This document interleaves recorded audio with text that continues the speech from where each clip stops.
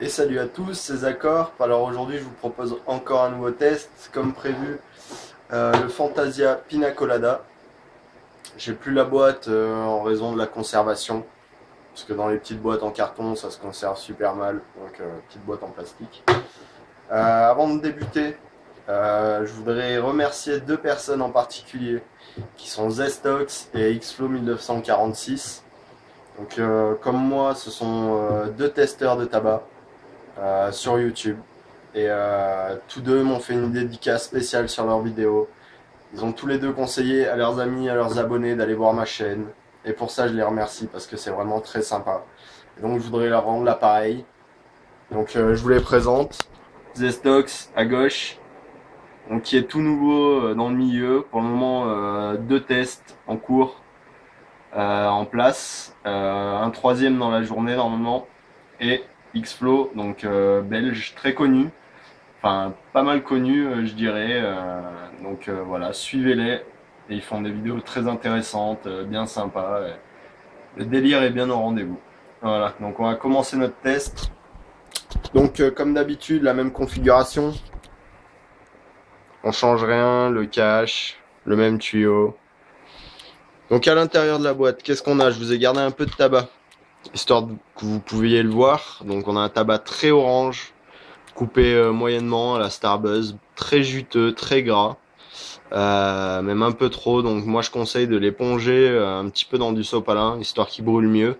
Sauf si vous avez vraiment des charbons qui allument vraiment fort, genre 3 Coconara pour une douille jumbo, là ça chauffe bien. Donc j'en ai gardé un peu parce que je compte bientôt me faire une session Alpha Car Ananas mélangée à celui-là. Donc au niveau de l'odeur, je sais pas si vous savez, le Pina Colada c'est du rhum, rhum ambré, rhum blanc, ananas, lait de coco. Donc là, dans le pot on retrouve en rien le rhum, comme d'habitude l'alcool n'y est jamais. On sent beaucoup de pêche, je sais pas ce que ça fait là. Un petit peu d'ananas et le lait de coco on le sent vraiment en arrière mais il est présent donc je dirais que comme ça paraît intéressant. Maintenant on va passer à la fumée et au goût. Et là, on va se rendre compte que c'est pas si bien que ça. Donc, je vais vous laisser voir et puis vous allez voir, vous allez me dire ce que vous en pensez.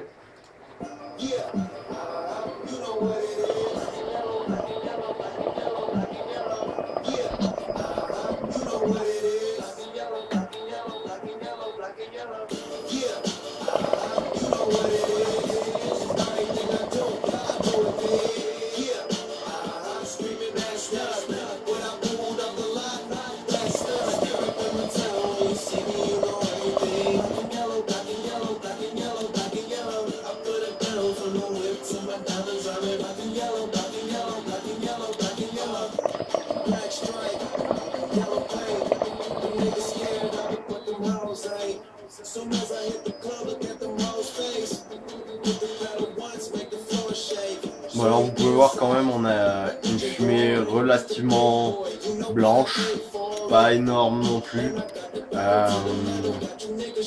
On en a pas une bonne quantité quand même, je trouve. C'est assez satisfaisant mais pour un Fantasia je m'attendais à mieux. Et pour ce qui est du goût,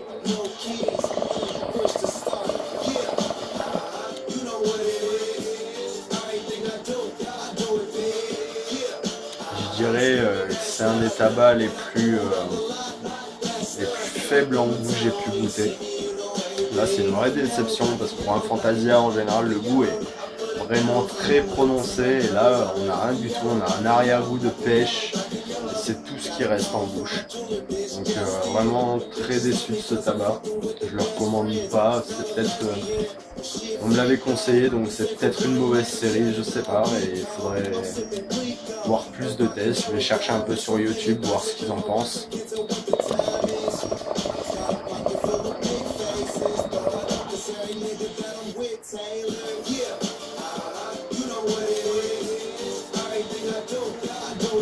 J'espère que ce test vous aura plu.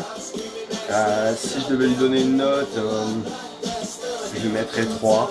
Je perds 2 points à cause du goût, 3 parce qu'il y a une bonne fumée, Le tabac est de bonne qualité en lui-même. L'odeur est sympa, mais on la retrouve pas malheureusement. Donc voilà, un petit 3 sur 5. Et puis voilà, je vous laisse. Puis on se revoit pour un prochain test. À la prochaine.